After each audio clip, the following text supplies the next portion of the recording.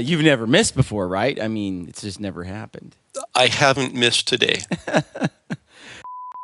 Mountain Too High guy, the Prefontaine, he's good for scouting. So having all that elk meat in the freezer is more of a trophy for me than the antlers on the wall. I can't eat the antlers, you know. Yeah. Not to be weird, there's a book called The 5 Love Languages that all men should read to help your marriage, or if you just want to pick up chicks. Hey, can I borrow some toilet paper? Actually, just give me your bag of game bags because you obviously aren't going to use them. After my divorce, I felt like I was this tall, read the book. Immediately I learned it helps with dating. It is a good book. I've read the book too. It's good for picking up chicks. Editing stuff on your computer at home takes a toll on... I told you got to sleep faster. I told you. What I do. You just know when you see the elk, that's the one I want to shoot. Or, that one I don't really want to shoot. In my case, that's all of them. No. I passed a few up, but that was in the first 5 minutes of the hunt. Hello, all right. You're listening to the Gritty Bowmen, home of gritty bow hunting films, interviews, tall tales, and a wee bit of manly boasting. I'm South Cox, and you're listening to the Gritty Bowmen. Yep. But Gabriel hosed us and went off on his own, and he f***ed us. Okay. You can't say that. And you can say that. And if you use the F word, I'll edit it, but it's a little easier if you don't use it. If you do, let's do this. You get a quota. You get 2 F words per podcast. After that, you have to pay $5. Yeah, that's right. Is frickin' okay? Gabriel, Gaybrio. No, it isn't a Y. That's how I spell it. On this episode of Gritty Bowmen, we hang out with Jason Phelps of Phelps Game Calls and Charlie Smith of Charlie's Taxidermy. And we talk elk calling and elk hunting. It's a good time. Jason is an amazing elk caller, and he's very giving with his time and his knowledge. If you need help with your calling, don't hesitate to give Jason a call and pick his brain. He makes some pretty good calls, too. You can check them out for yourself this weekend at the XXX Archery and Phelps booth at the Portland Expo Sportsman Show. If you're in the area, stop by and say hello. If you like the show, please go to our website at grittybowmen.com and subscribe to this podcast and tell your mates and pals about us. Do us a favour and please take a moment to leave us a rating or a review on iTunes or on our YouTube channel. Send your questions and podcast ideas to grittybowmen@gmail.com. If you're listening to this on iTunes, you can see the video version of this podcast on our website at www.grittybowmen.com. All right, folks. We are back. No, we're not. And I'm taking control of this podcast. All right. So, gentlemen, Jason, who are you? Jason Phelps. I'm the owner of Phelps Game Calls. We started back in 2009.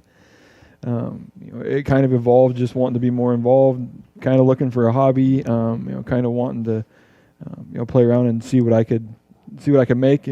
Started off as maybe selling 1 or 2 to my friends that they'd eventually toss in the garbage, and things through a website there. We were both pretty active back in the day on huntingwashington.com. It really, word spread like wildfire, and before that first year was up, I'd made hundreds and hundreds of these little wood calls, and just being a serious diehard elk bow hunter, everybody kind of knows eventually you need to get to the diaphragm. So, it all kind of, save my pennies, figure out who makes these presses, where you get your materials. Yep. And so it all kind of just progressed there. And then, fortunately for me, and this isn't a dig at all the other game call manufacturers, but all these game call manufacturers are relatively old. They're older in age in class. And here I come swooping in, as a young guy that knows how to use social media. Are you calling Will Primos old? Yeah, he's getting there. He's aged well, but he's getting there. Are you calling Rocky Jacobson old? They're all getting there. They're older than me, so that's old, right? Charlie's old. Hey, he's almost 40. That's old. Oh, okay. Charlie. But no, I was able to make my mark through social media. Kind of addressing it. Getting the right people, teaming up with the right people, giving the right people a chance to use the calls, and I've been able to, grow that thing. And that's really, if it wasn't for the use of social media, nobody would know who I was, because being a new call company, funding the thing completely on my own dime, there's not a whole lot of money to pay people or pay for advertisements. And it's really grown by word of mouth and social media. And really, and how's Phelps Game Calls company doing right now? Really well. Really well. We're looking at branching out, doing some more now that we're starting to build, doing more advertising opportunities, work with more people, and things are doing really well. We're finally had enough to look into some new designs. We're working on some new designs for 2016. Not to go completely sidetracked, but I'm going to say keeping all of your manufacturing inside the U.S. has proved to be an extreme struggle, and not to diverge that way very much, but I can. I'm gaining some new respect for companies that don't necessarily stay inside the U.S., or at least giving them a little bit of slack, because it's rough. Nobody cares about your timelines. Nobody cares how much they're going to charge you compared to what you can get it somewhere else. And I was going to say that I'm supposed to have prototypes in my hand a month ago and still have nothing. Yeah, I was going to say, with Kafaru selling all their gear, they do all this stuff in the U.S. That's not easy to do. No, it's rough. And Aaron and I have had this discussion many times, because I wonder, I'm in business, and I've been doing, since I've graduated from college, I have this, white collar kind of job, and, we do a lot of overseas. I've been to India, working with folks over there. We outsource a lot of our IT services over there, and, the global world, I see the world in a global way, and yes, I want to support the local bow shop, and then I want to support the U.S. companies. But then I see, global opportunities, and it's a tough call to decide which way is better, which way is the best way to help. It's rough, being a young guy that's still, proud to be an American, bleeds red, white, and blue. And I've really tried, everything besides the green latex band that comes from the Philippines. It's like I've been able to source everything inside the United States and work with companies and manufacturers that keep everything 100% made in the USA. And it's just a struggle. You go to develop a brand new product that you can't just buy or hasn't already been developed. And it's like, man, tooling for some of these diaphragms, $25,000. How many diaphragms I've got to sell to make back 20? I haven't even made a dime yet, and so those are some of the things that I'm kind of weighing. It's like, do you go forward, or are you going to make your money, or am I going to make my money back in 3 years? And as businesses grow, that's a challenge. It's like stone sheep hunt, diaphragm tooling. It's like for real. That on that note, before we get into your season and some recap stuff, I wanted to. I mean, as a company that's starting out, do you feel like there's this pressure for you to kill an elk, or it doesn't? Your business will suffer? Extremely. I mean, extremely. And we always kind of joke. I started in 2009, and within Washington State, I did real well. I was selling really well, but I kind of started tapping into the Oregon market with social media. But it's like, bam, I killed that bull in 2012, and it exploded. It's like it took that one elk, and then every year since 2013, first year I hunted. I think first year we archery hunted. We had some success, but it wasn't it was kind of a letdown after my 2012 year. I was fortunate enough to kill my giant bull and then go to Montana 10 days later and kill the big one. And so it has. Every year it's got incremental. 2014 is when his wife drew the special tag in Washington. I had basically given up my whole season to go film that. It was just something like, I've never did that, but I kind of had some internal struggles there, like after 13 being a big letdown, like, is that really what it means? I'm going to go, turn 180 and just go film and just enjoy it. And if there's any time left over, me and Charlie will go to Idaho. Well, and I think you get out there and you start selling calls, and you become, you're sharing your passion for what you love, and you're sharing your knowledge with people, and you're getting out there and you're doing your thing. And then there's this pressure as the company grows to prove you can do it, and that you're legitimate, and that you actually know what you're talking about.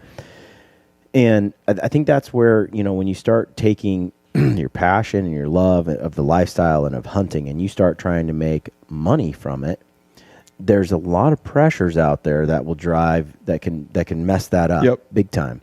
you know, and you see this guy, like, you see the stuff that's going on, like, Wyoming, what is it, Wyoming? High country or whatever. Yeah. Dude, that's crazy. I mean, are you going to go do a high fence thing now and like pretend it was on public land? I'm a perfect example. You know, kind of the pressure that gets put on you. 2013, I didn't kill a bull. Yeah. 2015, I didn't kill a bull. I'm never going to put myself under that much pressure. You know, I'm hunting with, you know, like I said, not to be completely cliche, but I'm hunting with friends that are getting it done. I'm still out there enjoying the experience. I was able this year to go out with my good buddy Nick Schmidt on a muzzleloader hunt here in Washington and call the great bull in for him. And you know, like I said, without getting too emotional, but it was awesome just to see his excitement, you know, after that all kind of unfolded. It's got to that point for me. Don't get me wrong. I definitely want to run arrows through bulls every year, but it's not at the expense of growing the company anymore. You know, I feel there's multiple paths I'm able to kind of, you know, promote the products. And I don't think, you know, killing elk is necessarily the most important right now for me, even though I you know, isn't it interesting though? Like, and I've noticed this between Facebook and Instagram. Like, if I post a cool picture of a giant animal on Instagram, I mean, the love is ridiculous. Yeah, huge. It's just like antler size just lights up like crazy. You kill a giant bull in Washington, and all of a sudden, it's like you're the most famous guy in Washington. Yep. It's kind of ridiculous in my mind. Like, why are we so hung up on antler size and why do we put so much value on it too? So that a guy who can, you know, go up there and then print T-shirts, you know, get crap done or get off the mountain, you know, it's like, and sell the crap out of them. You know, there's something there's something wrong in the hunting industry that breeds that, and I'd like to see that go away. And as someone who's got a company, who's working on the Gritty Bowmen, who's putting out content and trying to share knowledge and everything with this brand, there is this pressure, like, to prove that you can kill an elk or kill a deer. Big, and not even just kill, but kill big. You know, he always gives me crap. You go into my shop, and I've got a rafter full of bulls, blacktail size bulls. But that's the thing. He gives me, you know, the majority like the majority of the bulls I've killed are that 150 to 180 range. It's just at that point before any of the social media came along, and to be honest, I didn't even know there were big bulls anywhere out. You know, I didn't even know, like, oh, these guys are killing them on ranches. You know, as far as I knew, everything was a 200-inch or under bull. Right. And that's what I grew up cutting my teeth on, killing 150 to 180. You know, there's nothing wrong with killing those bulls. It's fun. Yeah, and he might give me crap, but in my opinion, once you get above probably that 320 when a bull gets, you know, or of that age class, regardless of horns, I don't know if there's much difference between that 380 to 320 range now on killing them. I mean, now you're kind of just whatever headgear it's got on, you know, and so, all right, for me to kill a giant bull, is that much different than somebody that kills a 320? Yeah, the horn-wise is quite a bit different, but does it really... It's kind of the same experience, right? Yeah, or somebody's calling a bull in. I don't know what bull's coming out from behind that tree if I haven't laid eyes on him. It could be a 400-inch bull. It could be a 300-inch bull. If you really think about it, there's no difference in skill set of what I just did. Yeah. You know, now there's some guys. Me and Charlie know a guy. He will only hunt bulls 360 and plus. He's not even going to go chase a big. You know, and so there's guys at different levels, and I have the utmost respect for guys like that. And you know, it's like they go out with a certain ideal in mind. And right, I'm not knocking someone who has been there, especially someone. It's just a goal. That's what the challenge they're looking for. I think that's more often the case when people hunt in areas where there's giant animals all the time. Like my Uncle Kevin in Arizona, I mean, if he were to go out and shoot a 320 bull, his hunt would be over in the first half hour, you know? Yeah. And so, but you come over here to Oregon, and I have a 320 bull walk out in the public land over-the-counter unit, and it's like, that's a dream come true. Oh, yeah. And so you know, part of it has to do with that, I think, your experience, where you grew up, where you hunt, your skill level, and so forth. But what concerns me, you know, is just that the celebration of killing a giant animal by the hunting community at large. Yeah. And I think we got to stop and think about that. I agree. And it's pretty sad what happened with this dude in Wyoming, and that.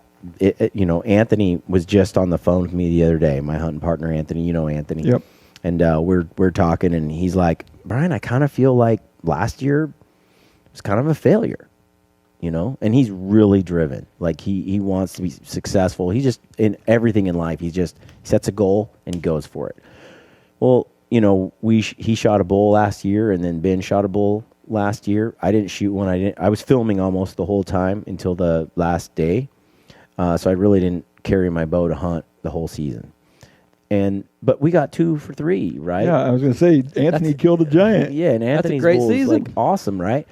But we didn't get the shot on film, and that was like part of that goal, Yeah. right? You're making a film, and but and as we were talking about it, you know, Anthony was like, I feel like, you know,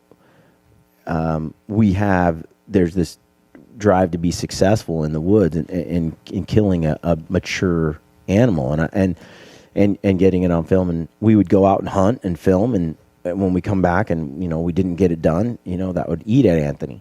I'd come back and be like, man, that was fun. Yeah, it was awesome. And I would be like making jokes, and we would capture some film that's just us goofing off, and throughout the season, you know, it went on. Season's over, we're recapping, and Ben and I were like, man, that was awesome. And Anthony was like, it just didn't pan out. It didn't work out like it's supposed to. And there's a you know, a drive in Anthony, and I find there was a little bit in me too. I'd be lying if I didn't say I felt some pressure to get a hunt and get it on film. But I also kind of feel like I am who I am. I am what I am, and I'm not going to change how I hunt or who I hunt with or any of that stuff, because to grow like Gritty Bowmen or to prove something to people, it's what it is. And celebrating the experience of hunting is to me is really what it really benefits the hunting community at large. Yeah, and you see it every day, you know, with social media being so, you know, is such a driving force or And a big part the of forefront. your business, right? Like, and sort of mine too. Like, I'm reaching younger and younger people, and yeah, there's this huge drive, you know, starting maybe going back to 2009. You know, you start paying attention to how do you get a deal? How do you get hooked up with this company? And you know, the first thing that goes through your mind is I need to be successful. I need to kill big animals. I need to promote. I need to take pictures. And you kind of lay all this out. And now I don't know if it's came full circle. I'm just more aware of it now that I'm looking at everybody in the industry like, hey, would I want that guy to represent my company? Or you know, and you see it now where, you know, it's almost like people get dogged on if they do represent a company and don't get, if they're not successful. Well, and that's I have a hard time with that, you know. And I started there. I'm not going to lie. I've had a change of heart or a change of mindset, whatever you want to call it. Back in 2009, well, you know, I've killed at that point. I've killed a bull 15, 16 years in a row. I should be on. And this guy hasn't killed a bull in these years. And you know, it kind of took a lot for me to say, you know what, just focus on what you can do, have fun. And I hate that when you see, oh, so and so is representing such and such company, and they haven't killed anything besides time, and you know, and you almost see these hunters attacking people. Yeah. And I was there, so I don't want to be a hypocrite by saying, you know, I have had a fundamental change of philosophy or whatnot, but totally. It in the end game, you know, we're all hunters, big or small. If you're out there supporting, you know, we're all in it together, and.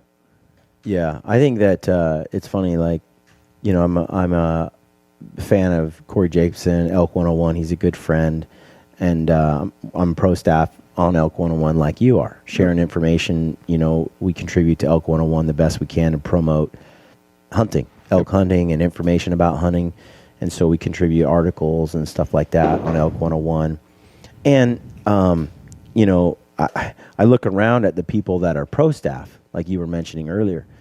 I think on that list, I probably shot the fewest number of elk of everyone on that list, and some of those guys are just amazing. Yeah, guys like Tony Mudd and Russ like, Myers. You're like, yeah, I can't hold a candle to those guys. Like their knowledge, their experience. You know, I feel like I don't really belong there, right? But then you go back. I talked to Aaron Snyder a little bit about this, and Aaron was like, Brian, I get approached all the time by people who want to represent Kufaru, and many of these people have killed, you know, hundreds of animals. Like, there's no doubt that if you went into their garage or their trophy room, you just look around going, holy cow, this guy gets it done. And they'll come in and they'll say, okay, I need you to hook me up with a pack, and I need to do da-da-da-da-da, you know, because I can just get out and get it done. And Aaron's like, but nobody knows who you are. You don't communicate to the public at large. You don't have a sphere of influence. You don't share that knowledge on a huge scale, maybe with local friends or personal acquaintances. And so he's like, it's very important that you know, for a business that you're both, you know, if you can be, right? And sometimes you're lopsided. Like there'll be someone who really connects with a lot of people, but is kind of average, you know, when it comes to hunting, which I think that's kind of where I am, right? Charlie. Yeah. And Charlie. I'm not even average. But I think, you know, that whole comparison thing though is a mistake as well. Yep. You know, like I've shot more, you know, giant bulls than this guy does. So how should he be, you know, in the position he's in? I think, you know, those kind of things, just that comparison, that stuff, just it's not so good. Yeah, just tearing people, essentially tearing people down to try to, you know, say why you should be there, why you should get it. Yeah. I'm excited for Phelps Game Calls. You know, we first met at the Full Draw Film School. It was a cool experience. We've become good friends since then. I've seen your company grow, and it's pretty neat to watch that happen. And I'll just say this, you know, I'm really impressed with the people that surround you and love your products because they're genuine friends. Yeah. Like they, as a human being, like Jason or Snyder jokes around that you're like Switzerland. Like you can't, you're like neutral. You can't say anything mean about anyone, and you're just the nicest guy ever. And there's a lot of truth to that as I've worked together. Like you're, and I got to admit, when I first met you at the Full Draw Film School, I thought you were cocky, but I was totally wrong. I just, you came off just sort of a little cocky. Yeah, I mean, I mean, you ride that line, and you hope it doesn't tip that way. You know, we talk about it. There's a sense of extreme confidence. I'm not going to lie. When I go out in the woods, I feel that I've got the tools, you know, that are better, as good, if not better than anybody. And I feel that I've got a system down, and it works. And I'm going to go out there and do it. Yeah. Now the balance is trying, you know, to talk to somebody that's never elk hunted, and you know, trying to relay that, or has a different style than you, and is like, well, I know a lot too, Jason. And that's the thing. I'm not going to say my way is the only way. I'm not going to say my way is the best way. I'm not going to say I'm the best elk hunter. I'm going to say this has been very effective. And what I always try to you know, say, this is exciting elk hunting. To me, there's no better rush than hunting the way that, you know, the super aggressive bull screaming in your face. It's fun. Yeah. But no, you know, the whole Switzerland thing, it's, don't get me wrong, I'm super competitive. I don't like some people, but I don't let it be known. You know, a lot of people want to air their dirty laundry out everywhere. Yeah. It's like, it's either, if it can't add any value to me or be constructive, and so, you know, I've definitely addressed things where I think, you know, constructive criticism was necessary. Yeah. I may voice my opinion, but a lot of times I just keep it, you know, if somebody says something bad about me, not everybody's going to like me. Yeah. Not everybody's going to like my product. I'm curious, you know, Charlie, what do you think of this big lug over here? I don't like him. You just hunt with him? He's mean to me. He says bad stuff about me all the time. You don't know where this love comes from, huh? No, he won't let me call. No, don't. This guy, I'm pretty fortunate to have a very, very good elk caller. Where it's almost scary that we're on the same page, and we very rarely even have to talk about decisions. You know, it's like eye contact, hand signals, and we're going. You know, oiled machine. Fairly oiled for only a few years hunting together. It's like, it was funny. The very first time we ever hunted together, you know, I'm, like I said, super confident. You know, even then. He's super confident, but we got together like, what should we do? Like, neither one of us wanted to stomp on each other's ideas, you know. You know, it's like nobody wanted to make a decision. What do we do? What was your first hunt like? Oh, goodness. Do we want to share this story? Oh, no. We don't. No. All right. Well, now I want to hear it. All right. Charlie, had been hunting a spot for a couple of days. He had borrowed, I think, his wife's 4Runner and got a flat somewhere in there. He had got on a few bulls. So me and my hunting partner, Derek, we take his spot. Basically, he runs down to town, says he's going to be out of town for 2 days. We climb up into this basin, and just right at daylight, I mean, I spot a Magnum Cascade Roosevelt. Yeah. And the year after I killed my bull, and we're like trying to make a play, and he runs off through a pass, and we can't do it. Derek, or the bull does. The bull does. This big bull was, excuse me, readjust this. This big bull was smart enough. He had came and checked on his cows during the night, and then as soon as it got daylight, he was letting his cows go with a smaller bull. He was like, they're not ready or whatever, and took off through a pass. But we have to back up a little bit, because I'd already passed up a bull up there, a kicker bull. Well, that wasn't big enough. That's not part of the funny and part of the then I missed story. Another bull you didn't the day miss. after. No, that evening. Oh. All right. Okay. So Charlie had missed. So how did you think? Let's wind all the way back up before I bring my target. I keep my broadhead target in the back of my truck. Charlie blames this on a hurt shoulder that he had to lower his bow poundage and switch arrows. I have a 24 by 24 styrofoam target, and Charlie takes out his number one arrow. It's this pink Montec. He's using these bright pink Montecs. It was for good luck. Charlie aims at the center dot, and he hits within an inch of the top left corner on a 24-inch block target. What? If I was close on an elk, it'd work. So we did some tweaking and tuning and got his better arrows up front. So basically, you took a shot on a bull, and something was up with your He setup. missed. He just airballed one or something, didn't you? No, I hit a branch. Yeah. And so fast forward 2 more days, and we're in his spot. He's down getting new tires put on the 4Runner, and me and Derek climb up in there, and there's a giant. Yeah. I mean, I guessed him at 330. Charlie gets a lot closer look at him in a couple of days and said he's bigger than that. So we hunt there for... He's like Phelps's bull without the kicker. Like 350 mainframe overall. Yeah. But so we go up in there and... where exactly is this? we leave him, and Charlie comes back, so we give him his spot, and we go check some other spots. Me and Derek got on some elk, and we get back, and Charlie knew where we were at. We had a note on our truck. I got an arrow in the big bull. We're like, oh no, or great. But he had some scribble. Charlie can't write very good. You wrote that? Yeah. He can't write very good, and something down to the bottom like it wasn't a good shot. Yeah. Oh Lord. So we drive over to the spot, and he's like, it's not good. And we climb up in there.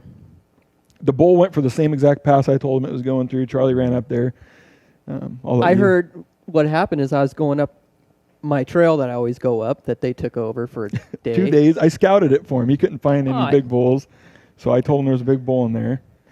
But anyway, I heard rocks up by this rock outcropping and tumbling down the hill, and I kept looking. I couldn't see anything, so I kept going on up, and I was cow calling as I was going up, and I hit just below my pass, and I'm sitting there. I'm like, I don't know. And all of a sudden, out from behind this tree, I see this rat come out, just going sideways because the hill's steep. Yeah. He comes out from that tree, and he's following this trail that's coming either right up to me or it's going to go below me. So I'm like, I'm perfect. I just start ranging. I range this rock over here below the rock, the big rock outcropping, and that bull ends up coming up here 40 yards. I shot him right where I thought I had to, and he was quartered to me. It wasn't the perfect shot, but I hit him, and he whirls and runs back the way he came, and he stops. And I'm just waiting for him to start doing this thing and tip over, right? Yeah. Well, he kind of looks back and starts trotting some more and goes on up the hill a little farther. He stops and he looks back again. And can you see your arrow sticking out of him? Nope, I couldn't see on that side until he turned this way. And he turns this way, and I see blood going down his right in here. His front leg? Yep. And then I could see another spot right in front of his hindquarter. And I'm like, what? What is going on? And then he went on up and over the hill and gone. I was like, crap. Well, when I hit him, it sounded weird. It almost sounded like you took a xylophone down the rib. Yeah. Oh, okay. And what happened is I'd hit, and with the light arrow I was shooting, it went right down the ribs and out in front of the hindquarter. We ended up getting the arrow back, and it was just covered in fat. Yeah. Like we found like 3 drops of blood. Ooh, that's a heartbreaker, man. Big time. So that was that. We had some other mishaps within that hunt, but that was kind of the culmination of our first So hunt have you together. fixed his shooting rig? Oh, now? he's gotten a lot better, yeah. Hey, it wasn't that I wasn't practicing that year. I practiced a lot, but I ended up getting in a little quad incident. With a 20-inch draw, that's got to be tough. 27 and a half. What poundage? 45? I dropped it to 60. He was down to 60. No. That is tough though. Like cousin Ben, he's a smaller dude and lighter poundage, shorter draw, and that women same thing. They just don't have that as much power behind it. Women. I'm just saying, it's a like factor you've got to consider. Like my draw length is pretty short too. I got pretty short arms, and so my draw length is pretty short, and so I'm looking for a bow that's pretty fast, because by the time you you deal with a short draw length, you lost some speed, and then you put a heavy arrow on it, which I want to shoot a heavy arrow. That's why I got the fastest bow I could get this year, or this past year. Got that PSE, and Yeah. it makes up for it. I mean, shooting Fast. a 300 or a 438 grain arrow at 285. Nice. So, but I didn't get to shoot anything with it, and that's another story. So that first year, after that, you guys kind of knew you wanted to hunt together after that? Yeah, I mean, it just kind of worked, and it was, we had kind of talked about forming this whole Angry Mountain production, which is still trying to get the wheels off the ground. We've got a few videos that we're gonna release this year, but it wasn't kind of the quality we were looking for. But we're gonna release some stuff anyways, and that kind of is when all that was starting, and so we kind of gathered a group, and it had just worked. That's cool. That time, and then the next year his wife drew that tag, and it just worked out. Yeah, I want to hear that story. Hang on here. We've had this debate before.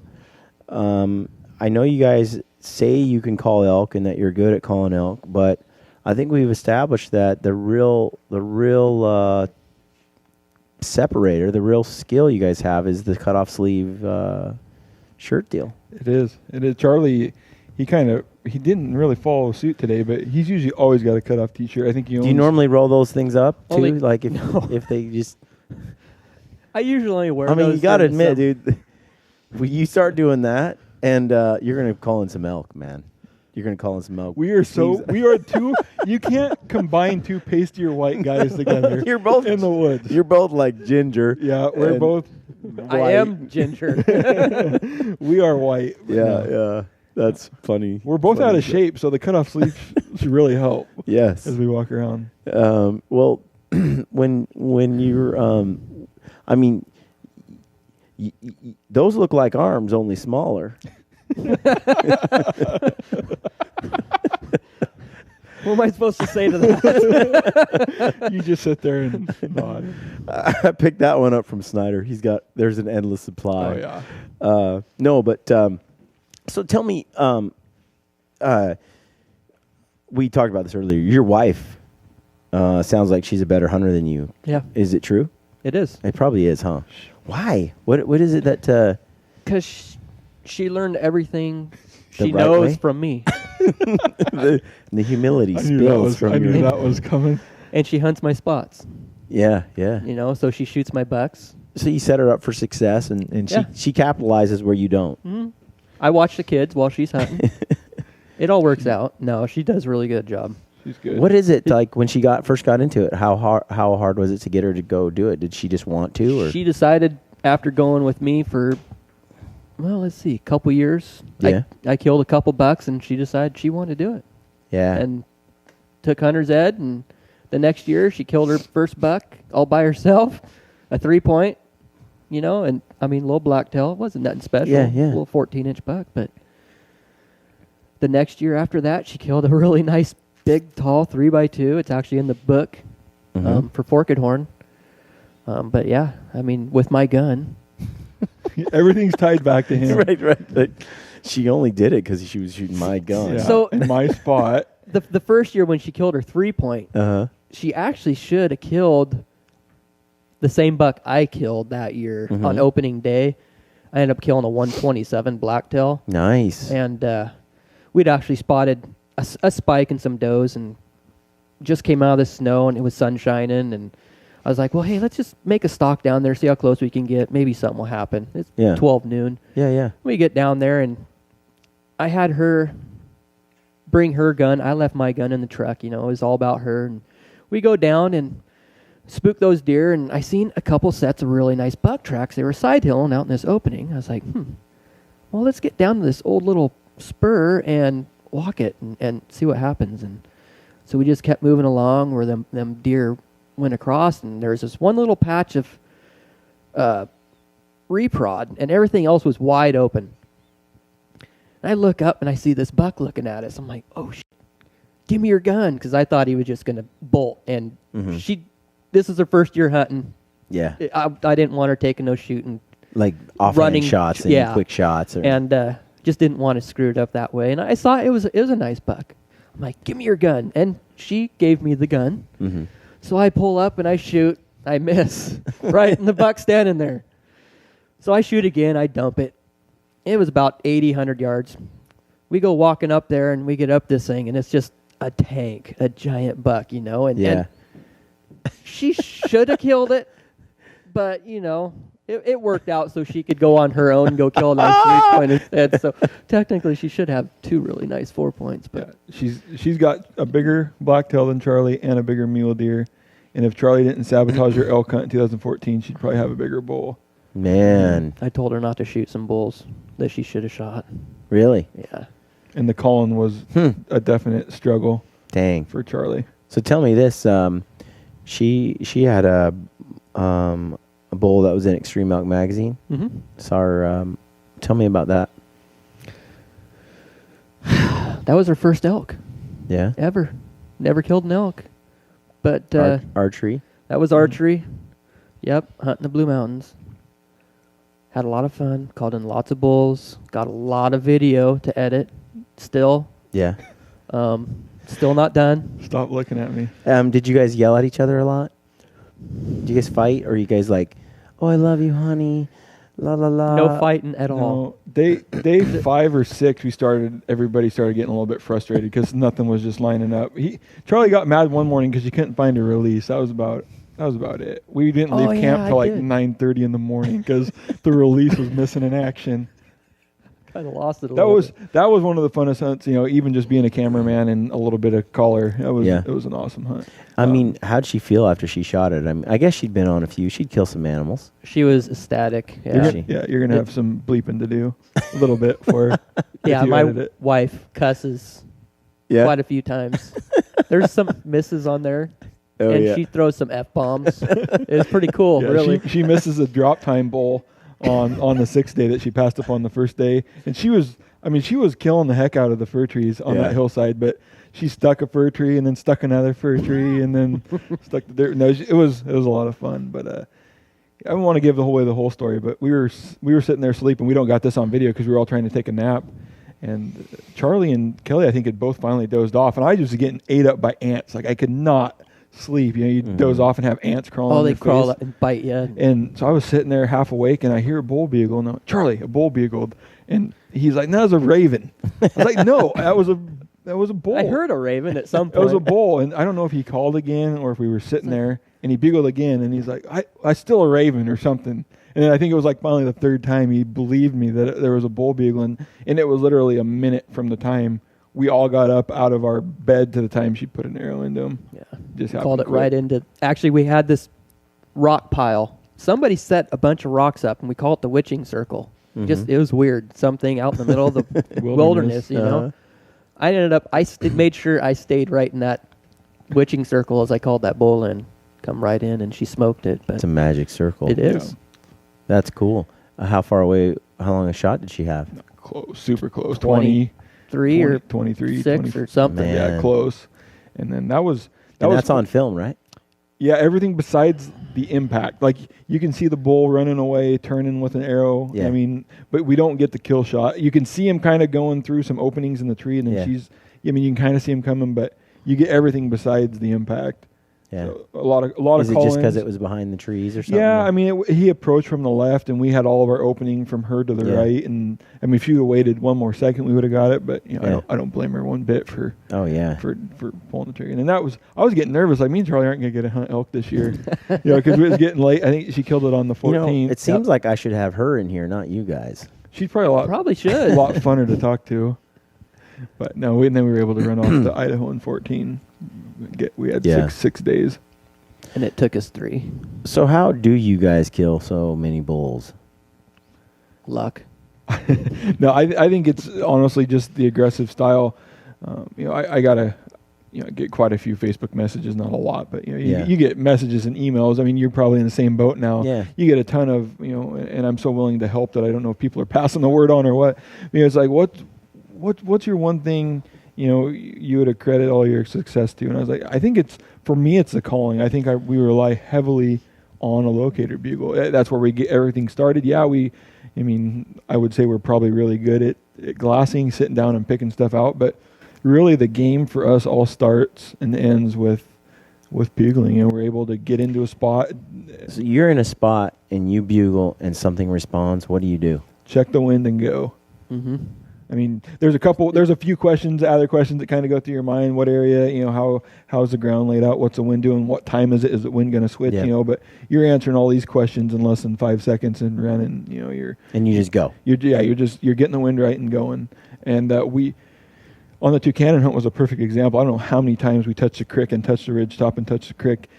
You do whatever you have to do to keep the wind right. And we got smart enough where some of the bulls we wanted to kill. I mean, you have the difference in the wind in the creek bottom versus the difference in the wind on the slope during the difference in the wind down these little finger ridges and how they were all interacting. We would get down, wind's wrong. We have to go back up 500 feet, go down the creek 500 feet back down. And you're just playing that wind game. And I think a lot of guys are just, not to throw Ben under the bus, but you talked about maybe a wind mishap earlier. Oh, yeah. I think a lot of guys get to that point and they're just mentally not in it, or they're not thinking clearly, and they're just willing to push or risk the wind. I think, and we're always willing to. Well, you're either going to ruin it, or you're not going to even get a chance if we don't do this right. Yeah, I was going to say you just cannot cheat the wind. There's everything else you can do. Yep. You can get away with. You cannot cheat the wind. You can't do it, especially when you're dealing with, more than one elk, right? You're sneaking up on a single bull and he's raking a tree. Maybe he's distracted or I mean, if he smells you, he smells you. But if there's 10 of them, I mean, that's a broad pattern, right? The wind's blowing to them. There's one of those noses going to pick you off. And, Ben, on one of our first stalks this year, we have it on film. He just sort of, forget the wind, because he got in close and he's like, oh, I only have to close like another 20 yards and I got a shot. But that 20 yards put you in front of the wind, put him downwind of you. And I mean, once you move in that, there is no time to draw and shoot. They smelled you. They know you're close. They're gone. So I have this film out there on our website. I think it's called Gruff Mountain Man or something like that, where Anthony goes. It's just a short little film from back in the day where we hear this bull and he's bugling. We're the same way. As soon as we hear it bugle, and we've got it located, and we know where we get the wind right, and we go. Mm-hmm. I mean, we're just gone. Yep. And we could be, I don't care how far deep into a canyon it is. That's the bull we heard. That's the bull we're going for. We're not. Yep. We're not sitting there waiting to see where it might go or if he's going here. We'll sound if we hear like 4 or 5 different bulls, then it's we pick one, but we go. Yep. But this bull we go after, and same thing, like the bottom of the canyon where the creek was, just the wind was perfect. It just sucked your wind down. If we got up on the slope a little bit away, I mean, even like 50 yards from the stream, our wind would start blowing uphill right to where the bull was. So we had to stay in the very bottom, which was choke thick with brush, kind of even walk through some of the water, get up to where the bull was, and then get on the other side of it where the wind wouldn't blow uphill. And then get in position, and we ended up calling him in and shooting him, and it's all on film. But keeping the wind right is critical, and understanding thermals, cool air, hot air, and how it moves. Yep. Some things that some guys just overlook.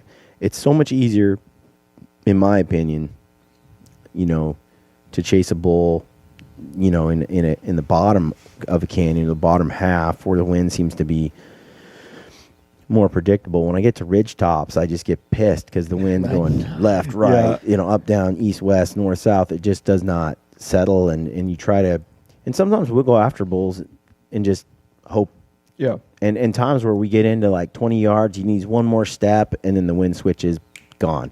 And that's often the difference between killing one and not killing one. It felt like last year, every time we got in close, the wind was completely unreliable in this one area we were hunting. And there was an old bull there that had survived like generations. He's like 17 years old, right? We're trying to kill this bull, and after wasting 5 days on it, I'm like, the country he's in, the wind, I mean, it's just like none of it would stabilize or play nice. And so we went to this other area, and the wind was solid, the same direction all the time. It's so much easier to hunt when you're in an area like that. Yeah, when we were chasing that 6x7 or the 6 point with the kicker last year, I mean, we we ran ourselves into the ground trying to keep wind on this bull. We were like, get down the bottom. Like, well, we can't go up here. He had found that spot, or him and his herd had found that spot where it was almost impossible to approach him from any direction. Yeah. It's like, well, It was a cluster. Maybe we wait an hour, and we just could never. I mean, it felt like you could, go around that herd 10 times trying to keep the wind right, but never get any closer to him. It just, so. I would say we're good callers. I don't know if that really matters. I've always kind of said it doesn't matter what you sound like in the woods. We're definitely loud. We both. I mean, we can call really loud, which I've always felt like gets the game started for us. I can reach down a canyon where some guys. I have a hard time. We all, Ben, Anthony, and I, all three of us, we don't have the best volume. We sound good, but it is all three of us. With a reed, we have trouble getting medium volume. Yeah. I mean, almost. Sometimes I'll bring one of those old Primos with the latex, the blue, just to reed, get that high. Because I can do that high pitch. It sounds awful. I can't bugle worth a darn with that thing. I've heard some people sound okay with that, but I mean but dude, that high pitched Primos call, dude, it that gets me some volume. Yep. But it's hard with a reed and a tube for me. Yeah, I mean, some guys, Dude, you got like a diaphragm that's the size of the size of a bull. Yeah, So. I mean, Me too. and Charlie gets volume too. Yeah, he's pretty loud. I'm Not as loud as I'm him. louder than he is, and but it helps. I think that helps. The other thing is just punching the. We joke about it within the group is just keep punching the time clock. There are only so many bad things can happen to you before something good's going to happen if you're doing it right. Back on the thing about calling though, I heard Corey Jacobson say this, and what do you think about this? He kind of is like, yeah, it's not so much your ability to call as it is just intensity. Yep. Is it reading? I mean, I think we both do it. We kind of read the situation. Either the bull's fired up or he's not, and then how do you play from there? And I don't buy into this call means this or this call means this or it's the 17th of September. I should do this call. I've never bought into that. We're pretty routine. We take a routine approach. We do pretty much the same thing every time. But there is, depending on how fired up that bull is, you try to match his intensity. Yeah. When he bugles, we mimic him and try to. What about what Corey says, which he says works for him, and we used it this year, and it worked really awesome, whereas our normal technique didn't. But I've heard you say, once you find out where he's at, you're not bugling your way in because that just makes him leave. Yep. So you get as close as you can, which is basically as close as you can. Yep. And once you're in as close as you can get without blowing him out, then you rip off. What do you do? Because Corey's like, when I get that close, he does not bugle. He cow calls to try to get the bull to bugle back to like, hey, I'm here. And the theory or something behind that is, this bull in that herd hears that cow and he bugles to the cow. Well, before he's even halfway through his bugle, Corey cuts him off, which is what we did. We cut that bull off with our own bugle in the middle of his bugle. And all of a sudden, it was like, what? And that bull came charging in.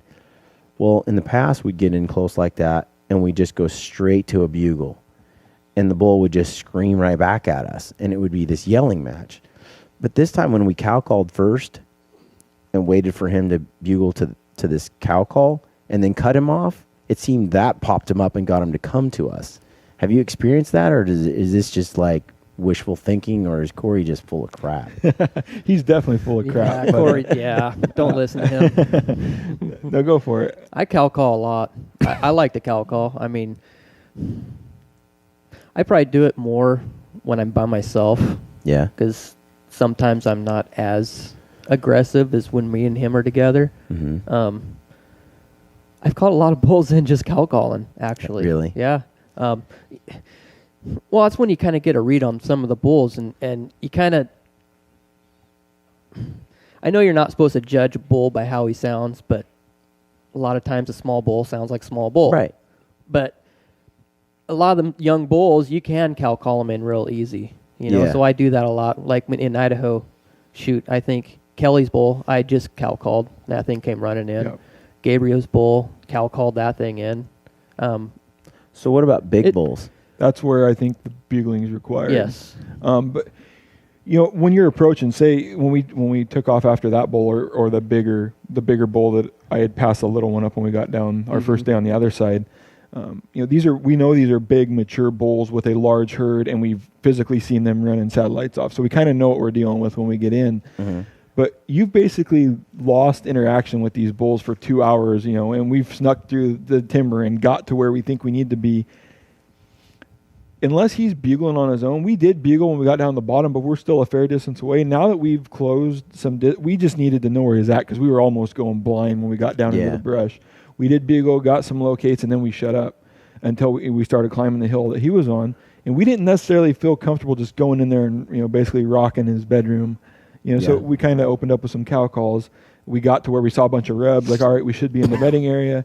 And we ripped a big, let some cow calls. I don't know if he answered. And then I did bugle once, and he answered down below us. And so you're always kind of feeling it. Now, if that bull would have been hammering the whole way up, we may have went in there and played it different, knowing that he was already fired up as he was in his bed. Maybe he had some other satellite bulls, that he was fending off. But he had stayed quiet for about that last 45 minutes of our approach. Yeah, it made it tough. And so, there we're kind of like, well, he's not really fired up. We don't want to blow him right out of here. And so we started with the cow call. Yeah, you kind of have to feel your way in there. We got on this bull. We knew exactly where it was bedded with a whole herd. We snuck in, over top of them. Wind was perfect. We got right on top of these bulls. It's middle of the afternoon. Excuse me. On this herd, we're right over the top of them in this little valley. We're probably within 80 to 100 yards of this group of elk, and 100 yards. And we know he's right there. Hasn't moved. Right there. Well, we start doing our cow call, and we cow call for like 45 minutes, and he doesn't make a sound, right? Doesn't make a peep.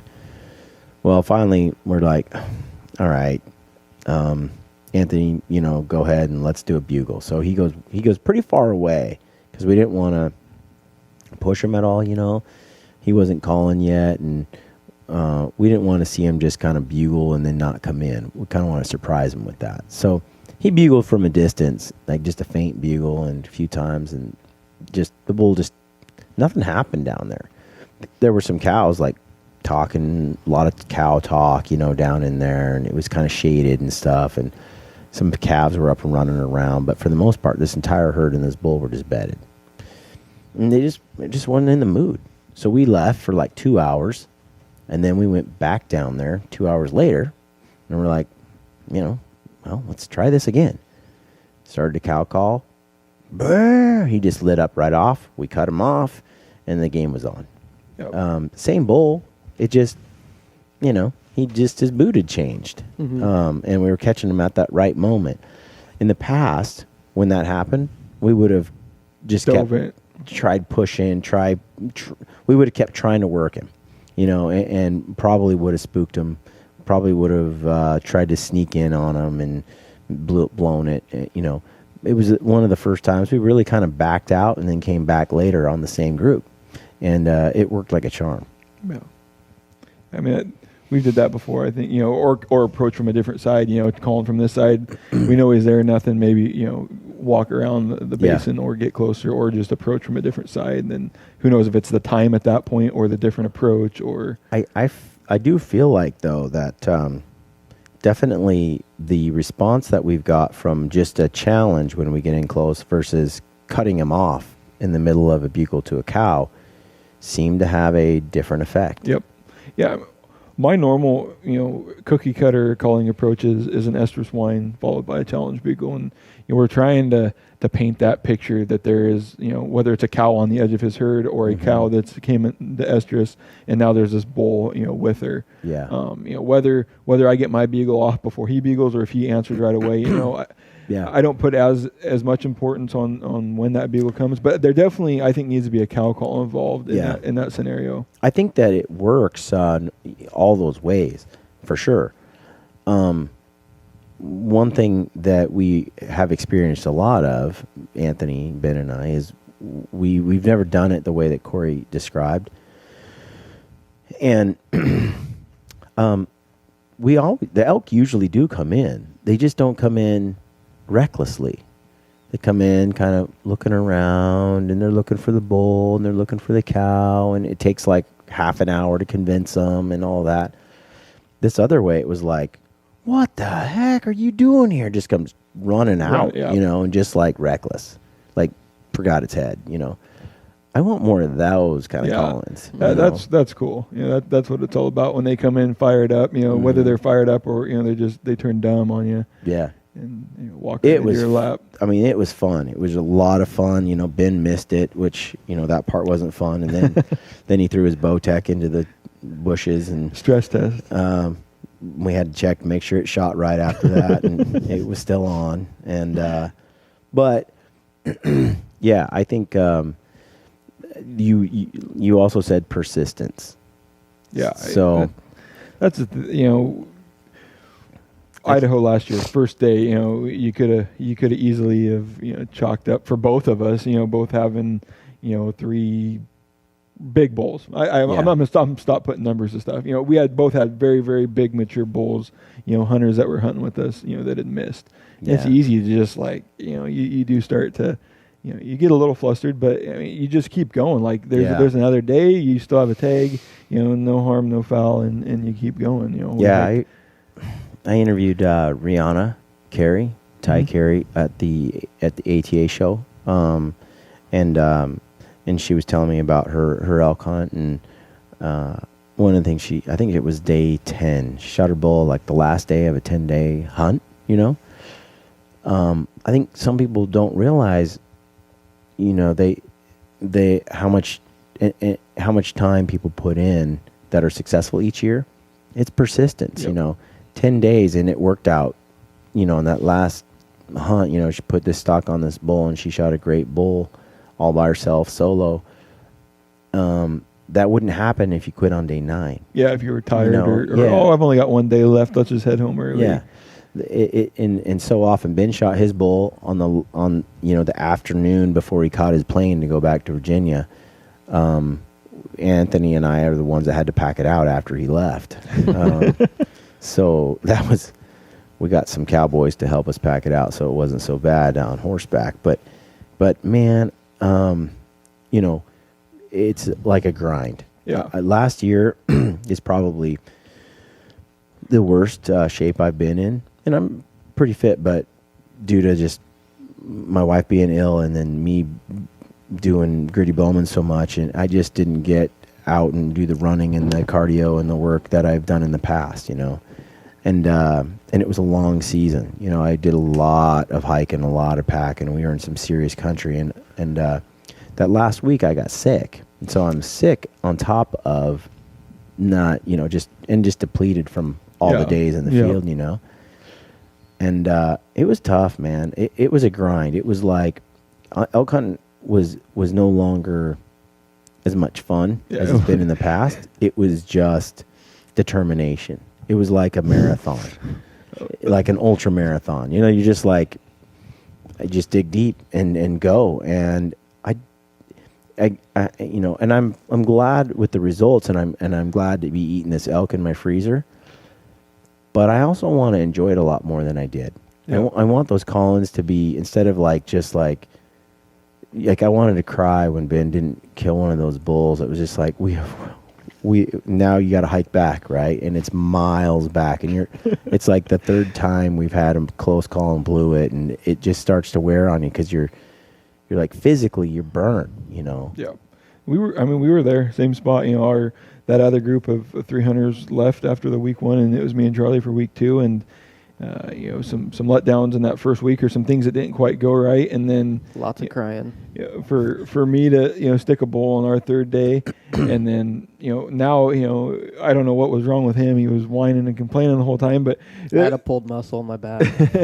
there was some definite we had some pep talks, some morale boosting, but then we decided to hike deep and go spike in the wilderness area, and the grind was real. The very first day we were in there, brand new area, never been there. That big bull across the way, we drop 1,500 feet down through the nastiest brush hole I've ever been through to get to him. I really didn't want to go down there. And we get there, and to have it all, I mean, basically not work out, it's just, I mean, it was just like defeating walking out of the hole, and it was brushy on the way out, and it was just, it was tough to keep going. And then, you know, you get in there, you don't have any water, you're struggling to find water, you know, and none of the creeks had water that we thought would. And the morale was super low. We had to climb way too high back and forth to camp because the only water was up at the lake.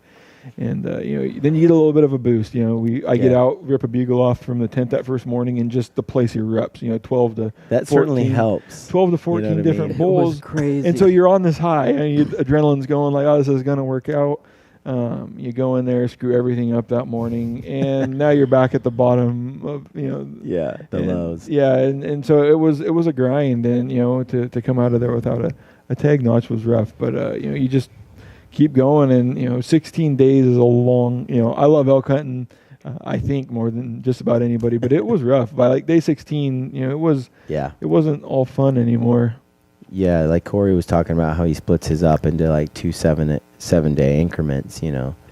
And there's a lot to be said for that. You can come home, you recover for a week, and when you go back that second 7 days, you know, you're rejuvenated, right? Yep. You can hit it harder again. When I have a tag in my pocket, it's hard to not be out there until it's filled. Like, I hate to cut loose and do any time at home, recovery, whatever, break, when I could be out trying to fill that tag. Yep. You know. So yeah, it's persistence is important, but you know, physical fitness makes all that difference as well. You know, if you're fit and you're strong, you know, and also if you can suffer, like elk hunting, backpack hunting is a bit of a suffer fest. If you're just not into suffering and you just like comfort, you're gonna have a hard time. I like comfort. I do too, but it's like you got to be able to suffer a little. Yep. And some people just aren't mentally.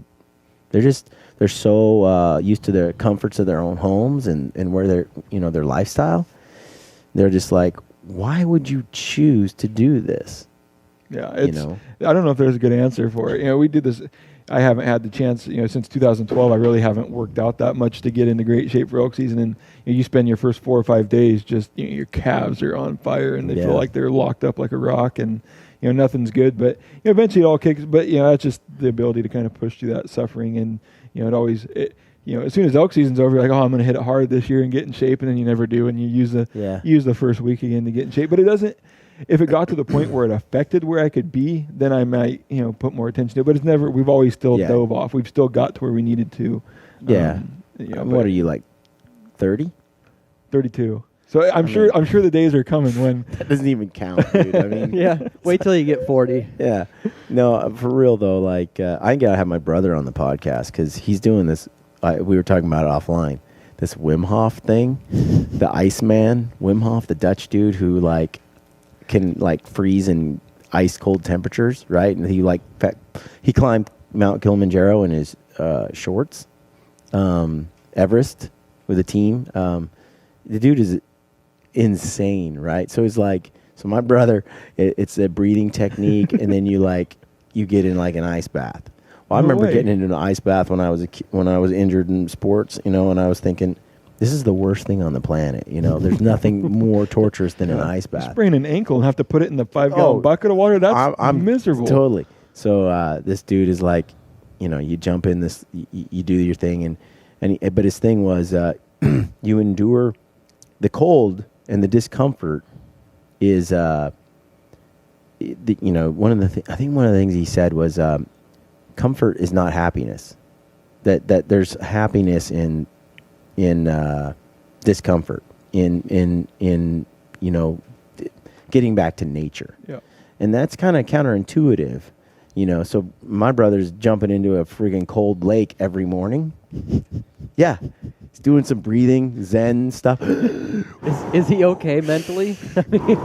And then good old Brent, he jumps into the lake and swims around for a while, like 5 minutes, and then gets out. And you're supposed to do this for like 2 weeks, and then you graduate to colder water and all this, right?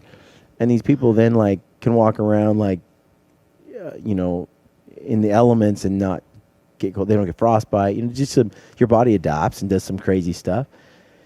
So he's doing it, and I'm like, well, shoot, I'll try it. I'll try a cold shower. So I tried a cold shower last night, dude. I don't know, man. I got in there. I was like, it's pure misery. There's nothing. And I'm sitting there the whole time I'm in there in this shower, right? It's a 5-minute suffer fest. And I'm like, dude, you can do anything for 5 minutes, right? And if Brent can do it, I can do it. I don't know if that's true, man. It was just like, it was such torture. There's nothing worse I can think of than getting into a cold shower or jumping into cold water. So I committed. I'm doing it every day for 3 weeks. I'm just going to get in, take a 5-minute cold shower every day for 3 weeks. If Brent can do it, I can do it. But there's this whole thing about suffering a little bit that I think, there's no doubt when I'm in that shower and I want with every bit of my being to get out of the shower. Like everything's saying, my body's saying, you can turn that knob. Retreat, get out, get out. There's nothing good happening here. Get out. And there's that overwhelming urge. Well, we do that when we're backpacking, when we're out hunting. There's this overwhelming urge to quit. The body's saying, get me out of this uncomfortable position. Get me out of this crappy sleeping bag on this mountain. Get me somewhere else. Get me some real food, And the ability to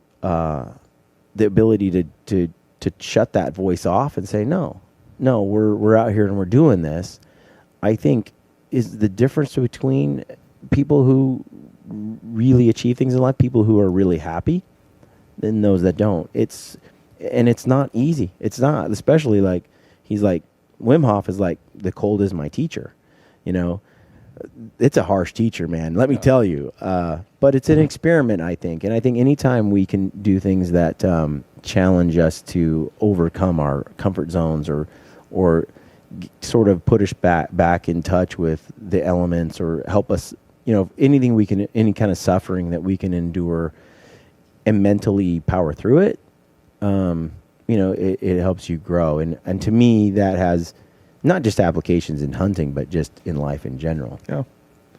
I think a lot of people put like mental roadblocks on them.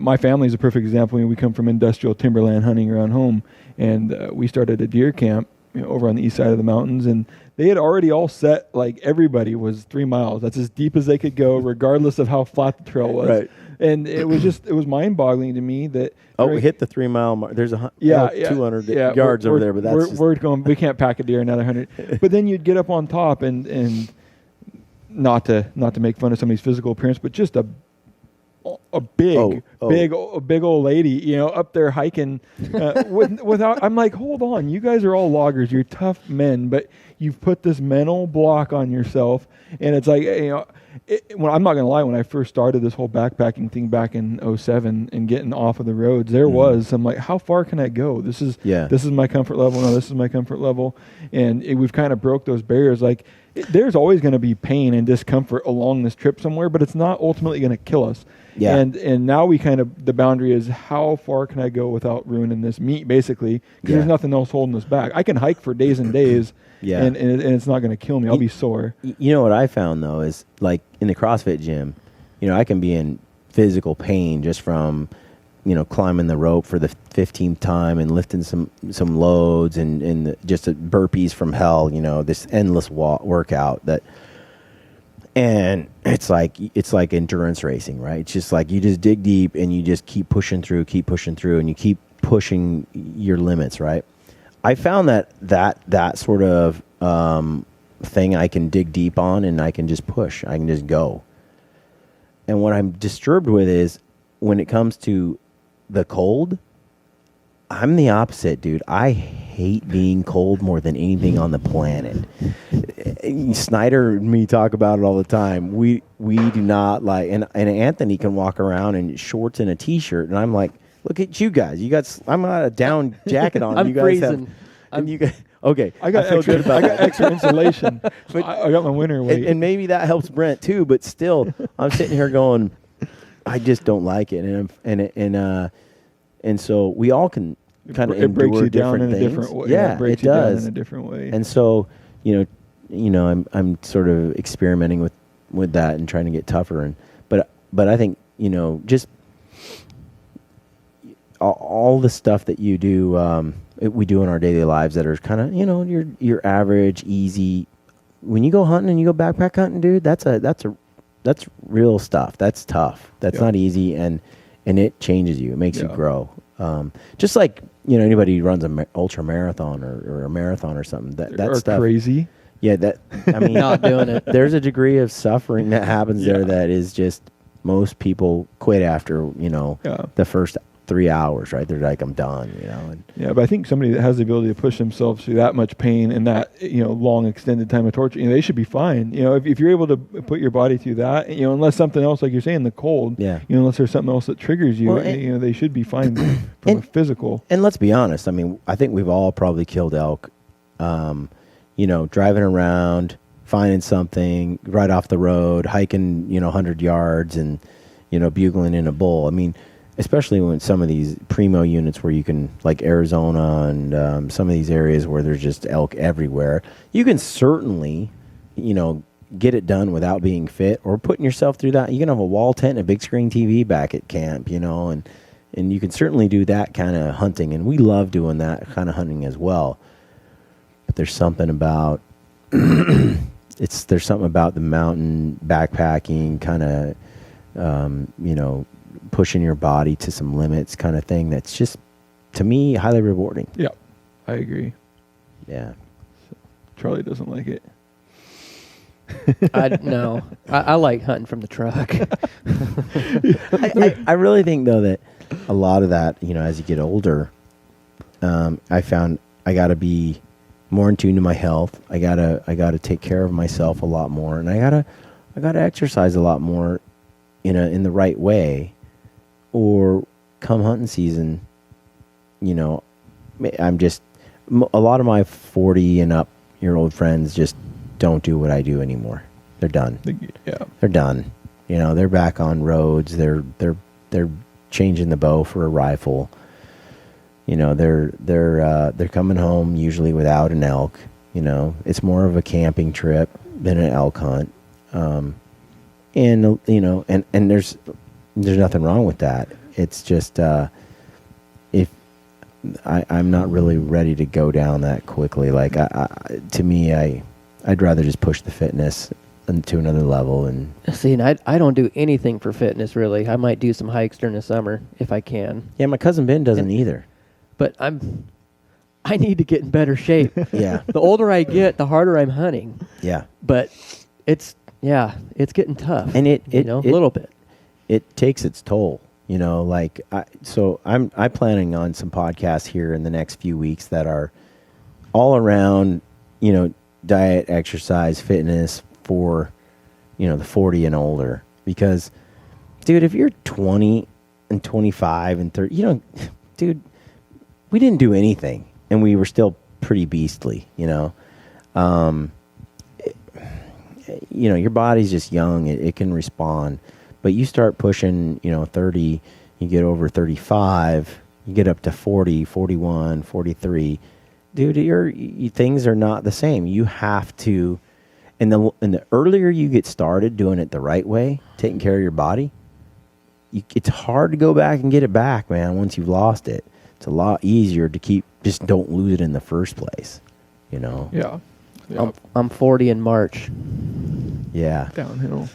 Yeah, so he has some big hunts coming up. What, so though, you better Charlie? stay in shape. It's not that tough, dedicate a little time. I mean, the first thing you got to do is stop drinking those Dr. Peppers, man. Been working on that. That's good. And I only say that out of love, dude. I love Dr. Pepper. Twinkies too. They just no more of that. Hostess, you got to dump her. Powdered donuts, okay? No, it's still a donut. Oh, no, he's well until Arizona just hosed him over with their new. Oh, you're one of those guys. He is the guy that got hosed the most. Either way, he's sitting on 11? 11 or 12. 11 or 12 points. So he is in that most hosed category. Go on a regular hunt unit there, man. But I can do that in Idaho or something. You can, but I don't know, man. I talked to my uncle about this many times. I'm like, I'd rather go on like 3 killer hunts, one every 5 years, than one hunt every 15 or 20 after a monster. I don't care about the antler size, whether it's 330 or 400. Just doesn't get me excited. Some people it does. You're a taxidermist. I mean, you throw out numbers and inches like it's your job. You kind of know that stuff. And it's like my uncle. Like he's been a student of inches and ages and it's kind of that game he's in and he likes that. I just, if I look at an elk, I couldn't tell you how big it is. Greed got him on this one. He's saving up those points for this premium hunt, and then he just got... Well, 12 is a good number. 11, 12, that's a great number until... this year. Yeah. now I need 24. Yeah. No, you're host. I had my uncle on here with his partner, John, and what did Kevin say? He said something like, yeah, those people that had all those points, they got hosed a little bit, and John's like, they got hosed a lot of bit. A lot. Yeah. I mean, 2 or 3 points I could have lived with this new change, but where he's at, it was a dead-end road, though. Corey Jacobson and I have talked about it. They were getting no more recruitment. They had effectively shut down anyone's opportunity that didn't have points to draw any good tags. That's where I don't like the point systems. They're just just straight lottery is the only way to go. Because at some point with point creep and pretty soon you just have a locked-in crew and you just don't go anywhere. Yeah. Yeah, it is nice, but even in Washington with the bonus point system, we've seen it where it does get you a little bit frustrated when you can see guys, draw with 1 point, draw with 3 points, draw with 2, and then you hear about guys with 17 that have been putting it nonstop. Yeah. It's like, all right, maybe do in Nevada and put a waiting period in there, or I think that's or some reasonable. Sort of way to balance. You harvest an elk like Nevada, and you're out for 5 years or 10 years. No, I think that's a great idea. Yeah, but that's kind of how puts you right back in. Yeah, that's kind of a... Back in the day, they had a waiting period. I like how Idaho makes it so if you apply for, moose, you can't apply for goat or sheep. Or deer out. Yeah, I think that way you, really can only put in for what you want to hunt and not necessarily just scatter around and see what you get. And it's once in a lifetime. Once you've hunted a moose, you can't go back and do it again. Yeah. And, I think since right now, the odds of drawing a moose tag just about anywhere else are pretty much zero. Obviously, to me, Idaho, it's working. Yep. At least get a hunt moose once, right? Mm-hmm. If other states had it, I probably could hunt in those states realistically once in my lifetime. But the way they've got it set up, it's not going to happen. Yeah. I honestly like how there's a little bit, you put it all in one state, and every state doesn't necessarily have to agree to this overall picture. But for me to be able to plan, all right, I've got Idaho and New Mexico where I can put in every year. Yeah. And then I've got some bonus point states where it's a little bit of a lottery. And then I've got like Colorado where I almost know when I'm going to go. So I almost like the mix up, but it takes, all these states with different systems to kind of, get you there. Yeah. I just really like Colorado because I know in 2009 I'm going to be going on a deer hunt again. Where Nevada, I've been putting in for 8 years. That only if all of a sudden a whole bunch of other people don't also apply for that. Yeah, tag. As long as Hunting Full or Eastman's doesn't blow that unit up, then even then though, it's still the point creep is going to catch up. I mean, what takes 10 points this year could take 20 points in 5 years. Yeah, it's sort of in theory, especially if you're not picking the best unit or no one blows it up. Yeah. Then you'll probably be able to get your unit. But I remember when Anthony drew Mount Emily, I think it was like 12 points or something, 11 points. And now it takes a lot more. And the guys that have those max points, there's thousands of them. Yeah. And they issue only so many tags, 100 tags or 50 tags or whatever it is. To get through those like 5,000 guys that have top preference points, it's going to take forever. Yep. Multiple lifetimes. So they're locked now. Nobody's going to apply anymore. Doesn't Oregon have some sort of random? There is. Yeah. There's a part that's reserved for like 10% or something. Which isn't which is still not very good. Gotcha. So you got any big applications going in this year or just? I did apply, and I did Prince of Wales. For bear again. I always do that. Just, but that won't be for 2016. You're doing it like a year and a half in advance, so it's for 2017. But I don't know. I'll probably hunt with Aaron Snyder in Colorado for elk, and I do have some points in Colorado for mule deer, a lot of points, so I might go rifle hunt down there. Ben and Anthony did that this year, and it was a pretty sweet hunt. What about you guys? I'll put in, probably actually put in for Utah and just see. I've only got like 5 points. Probably start Arizona, New Mexico, Idaho, and see what happens. I always put in for my Nevada deer tag and never get it. Yeah. And then point in Colorado, and I was debating on putting in for Wyoming, but I think I'm just going to go points in Wyoming again. So we'll probably just. Yeah. I think I'm gonna try to get to Colorado for deer. We'll see how everything pans out. I'm going to try to get a traditional bow here really soon and start shooting. No. It doesn't mean I'll hunt with it. It doesn't mean I'll hunt with it, but I'm going to get one and start shooting it and see how it goes. I've always wanted one. One of my first podcasts was with South. I'm like drooling, I always talk about getting one, but it's funny too, because I got an email the other day that someone said, why do you got to bash on traditional bow hunting so much, or something to that effect, And I'm like, I think what I failed to notice was Aaron's shooting a traditional bow. He just got into it. Yep. He's kind of, and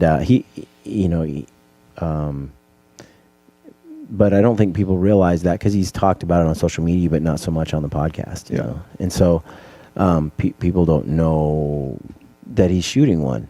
And then we have Gillingham on there talking about traditional bow hunters. They're just he's making fun of them. You got a tech guy like that. I love traditional bow hunting, and I think it's pretty cool. I have nothing but respect. Yeah, those guys that can get it. Respect. Those guys that can get it done. And so it would be fun to try to. Anthony did it for years, and it'd be fun to try it out. But I got to tell you that I do like the range and consistency that I get out of a compound, and it'll be hard. I like to kill stuff, so it'll be hard to do a little both. But that might be something I'm doing here really soon. But I'll probably still hunt with a compound. Right on. For a while, unless I'm like deadly with a recurve, which I could see happening. I mean, I've excelled at everything else. Yeah, I've ever totally. did, so. Anything I pick up, I'm good at. No. I'm like, crap. That means I just got to get to within 15 yards. I need a bull at like 5 broadside, unaware. Yeah. Well, how can people get a hold of you, Jason? Social media is the easiest. Phelps Game Calls. I've got a website, www.phelpsgamecalls.com. Yep. You can contact me on there through social media. Instagram handle? Phelps Game, or at Phelps Game Calls. We try to be, me. Yeah. I try to be as active and answer any and all questions, or at least point in the right direction. Yeah. And I welcome all questions or all contacts, and we're gonna have you on the show a little more regularly. You get a lot of questions, and Q&A around elk calling, elk hunting, calling strategies, and stuff like that. Maybe even gear, whatever. Jason, if you guys have questions out there for Jason, send us some emails at Gritty Bowmen. Go to our website, and there's a form there. You can submit some questions for Jason, and then people submit them right to your own place. Yep. And we're just going to collect those questions. There's just so many coming in that we can't answer them all in individual emails. So we're just going to do like a rapid fire questions session, a couple, maybe once or twice a month. Yeah, we'll pick 2 or 3 of the most asked questions. And then we'll just hammer them out, maybe a short little 20-minute podcast or something on those a couple of times a month or something. And so that's what we're going to do going forward. So if you got any questions for Jason, send them his way, and we'll do our best to answer them, to the audience at large. Yeah. And Charlie's Taxidermy, you don't want more business, do you? Not really. I'm good. Yeah, he does. He wants more business. So how do they find you, Charlie? You can't. That's what I was going to... I'm going to give him your phone number here. No. You're on Instagram, Oh, Charlie's yeah. I Taxidermy. put some pictures up on Instagram just so people can see them. yeah, see your work and what you're doing, and I don't post a whole lot on Facebook. yeah, I just got stuff I share. That's about it. Yeah. I don't really post taxidermy pictures. you're not super social, you know. I'm busy. I find you very social, like, you know, but you're kind of quiet, you know. yeah, I am. I was surprised you showed up today. I know, me too.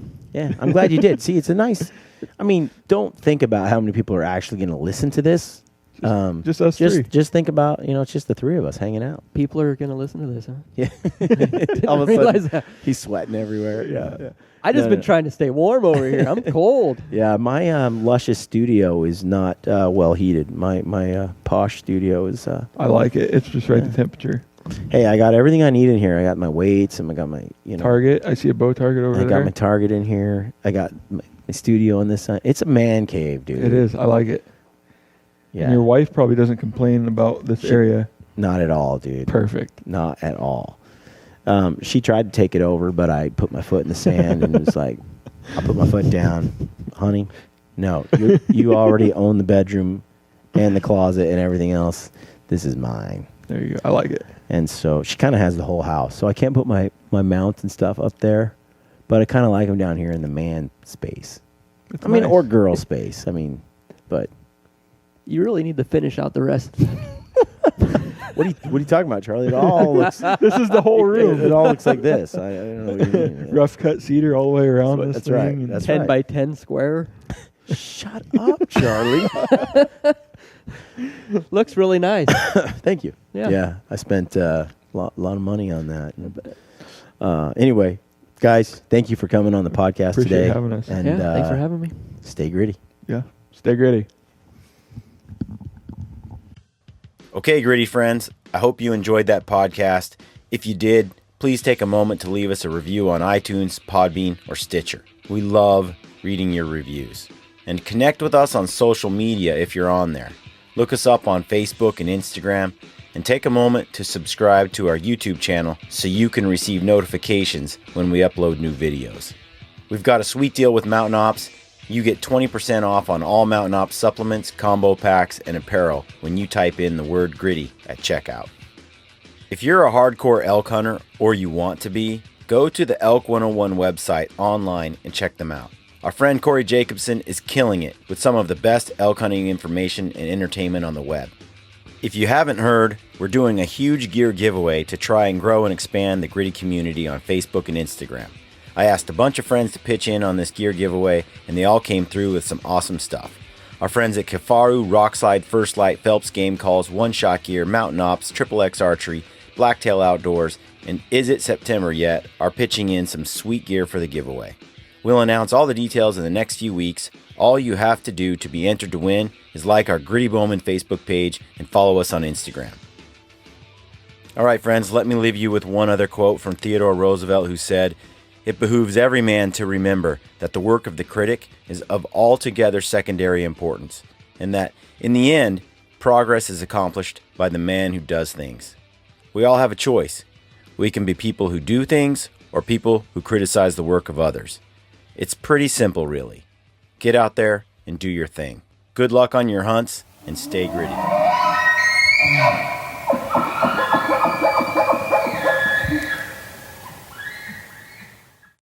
This is Ty Stubblefield, and you're listening to the Gritty Bowmen. Gritty Bowmen.